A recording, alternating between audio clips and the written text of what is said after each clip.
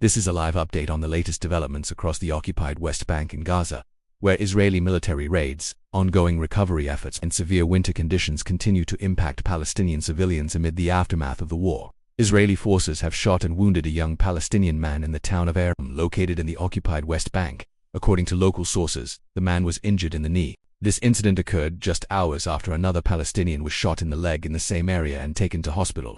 The shooting in Aram forms part of a broader escalation of Israeli military activity across multiple areas of the occupied West Bank. Overnight and into the morning, Israeli soldiers launched a series of violent raids across several towns and cities in the West Bank.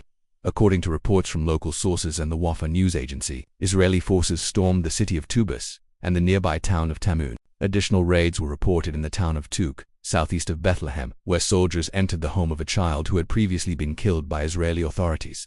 Further raids were also reported in Jenin, Ramallah, and Nablus. In Nablus, Israeli forces arrested a young Palestinian man, Bassem al-Khattab, after raiding his home in the Rafidia neighborhood. These raids have added to growing tensions across the occupied territories, as residents report ongoing military incursions into residential areas. While raids continue in the West Bank, the Gaza Strip is grappling with the devastating aftermath of both war and severe weather. Flooding caused by a recent storm has exposed the extent of damage to shelters and buildings, already weakened by months of bombardment. Drainage systems in Gaza are no longer functioning properly, leading to widespread flooding in residential areas and displacement camps.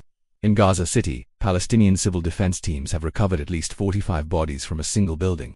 The building had been destroyed earlier by Israeli military strikes, and the bodies were recovered long after the structure collapsed. The discovery came after Israeli forces withdrew from some areas, allowing rescue teams to access sites that had been unreachable for months.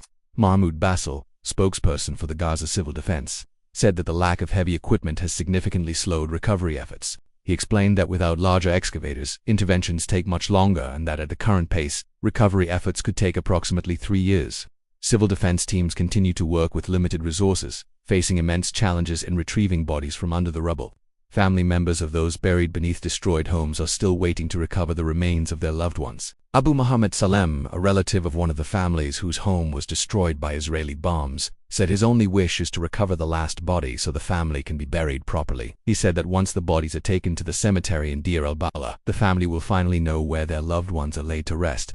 As the winter season continues, Palestinians in Gaza are facing worsening conditions. A violent storm struck Gaza last month, flooding displacement camps and makeshift shelters. Tents were filled with water, turning floors into shallow pools. Mattresses, pillows, clothing, cooking equipment, and personal belongings were soaked, leaving displaced families with nothing dry. According to reports, around 1.4 million displaced Palestinians lack proper shelter. With no protection from harsh weather conditions, sudden storms have caused severe suffering. Flooded tents and damaged shelters have forced families, including children, to carry their belongings through waterlogged camps in search of safety. Images from central Gaza show displaced Palestinians wading through flooded tent camps in Nusrat, carrying what little they have left. The storm has further exposed the vulnerability of Gaza's population, particularly those already displaced by months of war and destruction. Meanwhile, international legal developments have also emerged. The appeals chamber of the International Criminal Court has rejected one of Israel's legal challenges seeking to block an investigation into alleged war crimes committed during the war on Gaza. The decision, issued on Monday, upheld a lower court ruling that allows the ICC prosecutor to continue investigating Israel's actions following the Hamas-led attack on southern Israel on October 7, 2023. Judges at the ICC refused to overturn the earlier decision, marking a significant development in international legal proceedings related to the war. The investigation focuses on alleged crimes committed during Israel's military campaign in Gaza. According to the latest information, Palestinians continue to suffer severely during the winter months. As Israel limits the entry of aid and Gaza authorities struggle to recover bodies from under the rubble with little to no equipment, the humanitarian situation remains dire, with recovery and relief efforts hampered by shortages and damaged infrastructure. Since the start of the ceasefire in October, the Israeli army has killed at least 391 Palestinians, according to reported figures. Despite the ceasefire, Israeli forces continue to demolish civilian buildings in areas of Gaza that remain under occupation.